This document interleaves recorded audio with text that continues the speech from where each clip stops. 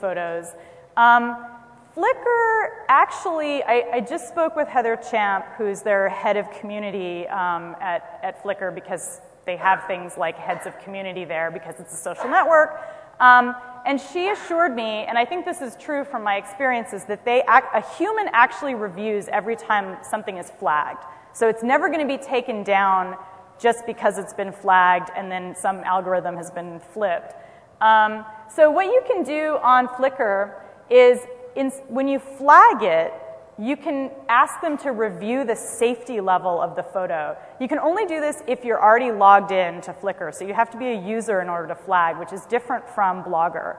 And also, what it does is it allows the Flickr administrators and sort of the abuse department to respond in a number of different ways to a request for a flag. So a request for a flag could result in the photo being removed if it's considered infringing or obscene. But oftentimes, if it's something that's erotic or perhaps shocking, what they'll do is they'll just give it a higher safety level, which means, again, it doesn't fall out of the index, but it's harder to find. So it does place more of a burden on the speaker.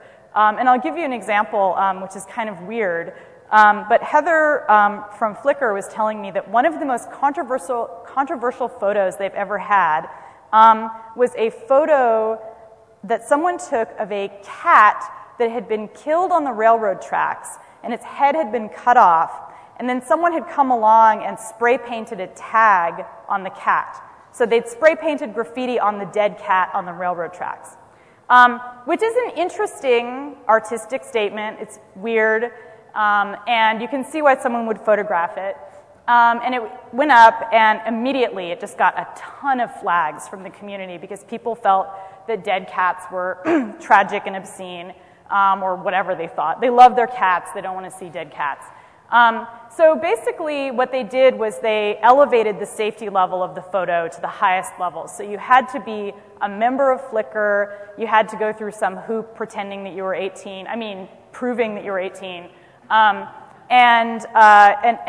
So it became less easy to stumble upon. Another example from Flickr that's political in nature is that there was an angry mob that tried to get a series of photographs of war protests removed. This was back in 2005. And Cindy Sheehan, who's an American anti-war protester, a big public figure, was protesting in front of George Bush's ranch, protesting against the war, and she was posting live from that protest to Flickr to show people the size of the protest and what was going on. And a lot of well, we assume there were a lot of pro-war individuals decided that those photographs should not be available for public consumption, and they did flag them and report them repeatedly, and they were taken down but then put back up again after the case was examined. So again, you could see how if the person hadn't been using Flickr, if Cindy Sheehan hadn't been using Flickr, had maybe been using Blogger, for example, and 50 angry people came to her Blogger blog and flagged it, no one would be able to find those photos. So you'd search on like Cindy Sheehan, go to Google, search on Cindy Sheehan war photos, and it just wouldn't be findable at all unless you knew her exact URL. So that's political censorship in action right there. I'm just going to skip. So these are just some of the pages from Flickr where they let you ask to have your account reviewed. And I would simply end my section on flagging by reiterating that the main problem with flagging is similar to the problem with search engine style censorship, which is to say it places a burden on the speaker. So if I want my photos to be seen by everyone, and they've been flagged up to some crazy level of safety, I have to fill out this form, send it to Flickr, wait however long it takes for them to review my account, and it may take a very long time, it may never happen. So in order to speak freely, I have to go through all these hoops. And the same thing applies with YouTube or Blogger or any number of other services that have this flagging function where they automatically take content down if enough people consider it to be unacceptable or to have too much fighting in it or whatever.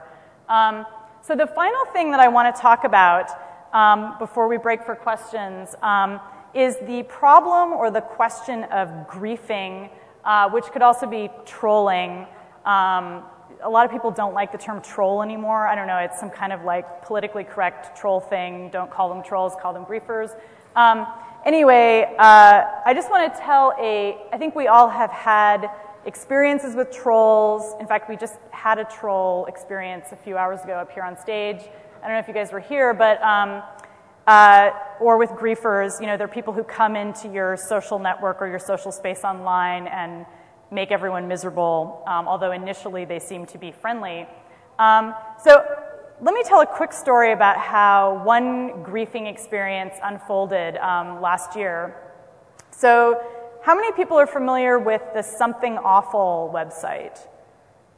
So a few people, okay, Something Awful is kind of like a more literate version of 4chan. I don't know if people would, so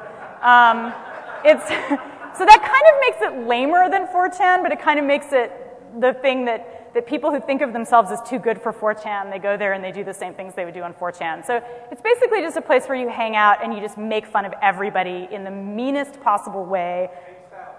For what? Yeah, for the lulz, okay? So it's all about the lulz. And so last year, a person came to a feminist science fiction convention. You can already imagine how this is going to unfold on Something Awful. I was actually there at the convention, although I didn't know that all this stuff was going on. So they came to this convention called WisCon, and it's a convention filled with very earnest people who share their feelings and talk about science fiction and nerdy things. And this woman came and she took pictures of a ton of people, including me actually, at the convention and wrote mean things on the pictures and wrote nasty, you know, created weird things out of their faces. And her main obsession was how fat everybody was. There were a lot of fat women there, and that upset her.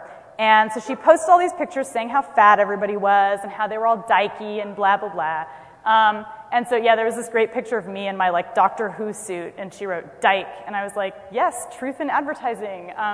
That's fine with me. So I wasn't as offended as some other people. But they wound up on the Something Awful forums, and it escalated from there.